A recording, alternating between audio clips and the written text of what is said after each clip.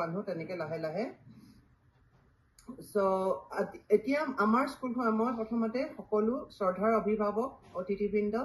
আৰু মৰমৰ ছাত্ৰীসকল আজি সকলোৱে PGI বিদ্যালয় উপস্থিত থকাৰ বাবে ধন্যবাদ জনাইছো এই স্কুলখন আমি 2020 পৰা আৰম্ভ কৰিছো আৰু এতিয়ালৈকে 4 বছৰ 9 মাহ পূৰ্ণ হৈছে অহা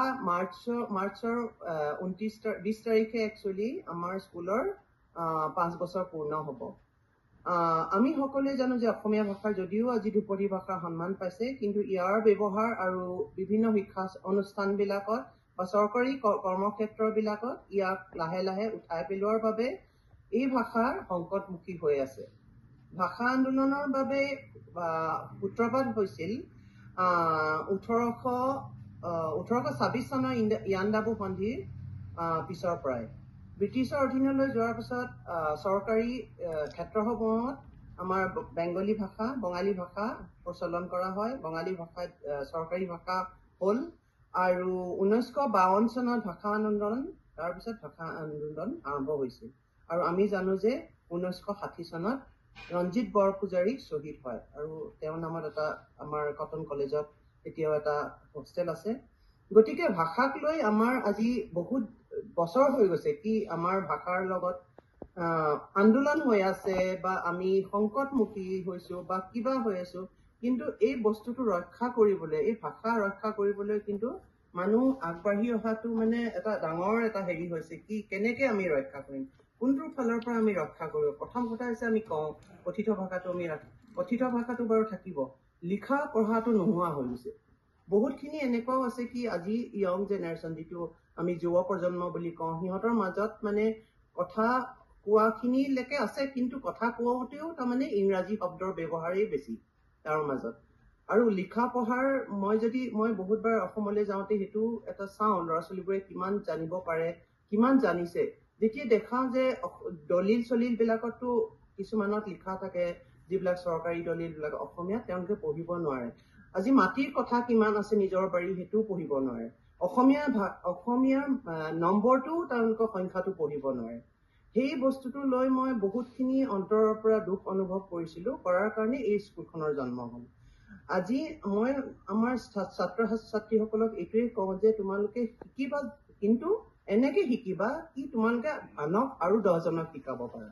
গতিকে এনেকুৱা নহয় কি আমিয়ে এইখন স্কুল চলাই থাকিম তাৰপিছত তোমালোকেও হয়তো এইখন স্কুল এনেকুৱা ধৰণৰ স্কুল চলাব লাগিব য'ৰ পৰা তোমালোকে সকলোকে অসমীয়া ভাষা শিকাব তাৰে মই এতিয়া মই অকমান বেছি দীঘলীয়া নকৰো মই অকমান দেখাই দিওঁ আমাৰ যিখন স্কুলৰ আজিলৈকে কিমান মই যে কৈছো 19খন দেশৰ পৰা ল'ৰা ছোৱালী আহি ছাত্ৰ ছাত্ৰী ল'ৰা ছোৱালী বুলি নকওঁ ছাত্ৰ ছাত্ৰীসকলে আজি শিকি আছে আৰু আমাৰ দেশত আমাৰ স্কুলত আমি তেনেকেই আৰু বহুত আহি থাকিব বুলি ভাবো আজি মই এখন পাৱাৰ পইণ্ট এখন কৰিছো শ্বেয়াৰ কৰিছো আপোনালোকক দেখিছেনে বাৰু এখন সকলোৱে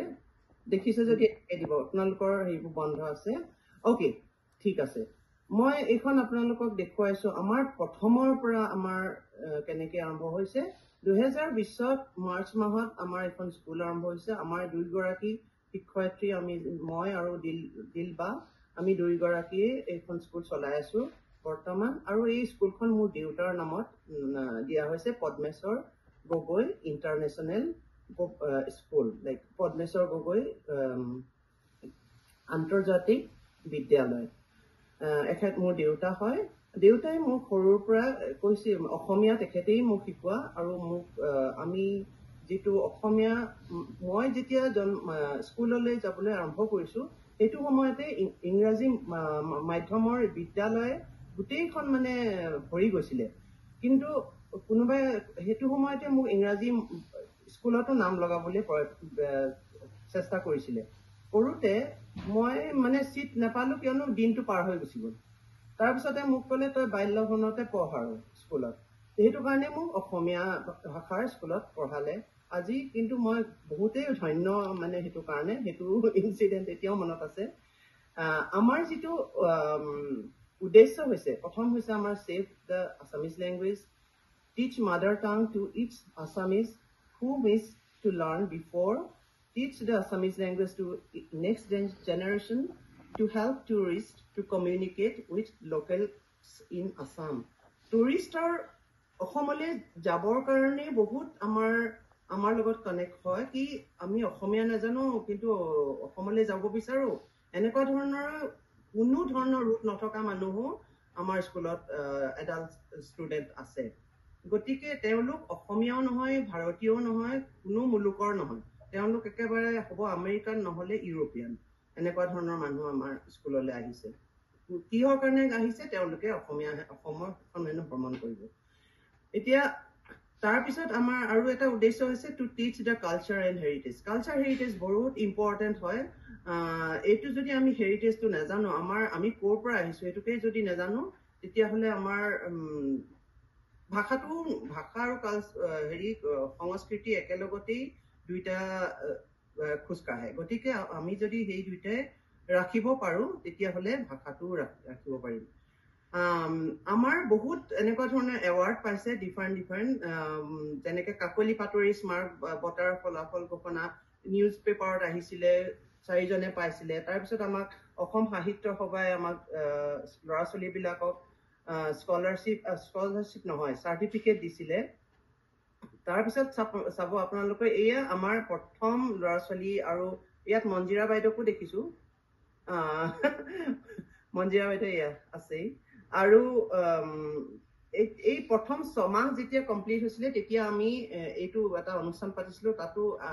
হেৰি মানুহখিনি তেনেকেই আহিছে বিভিন্ন ধৰণৰ ইয়াত মাইক ফিংকো আছে এষ্ট্ৰনাট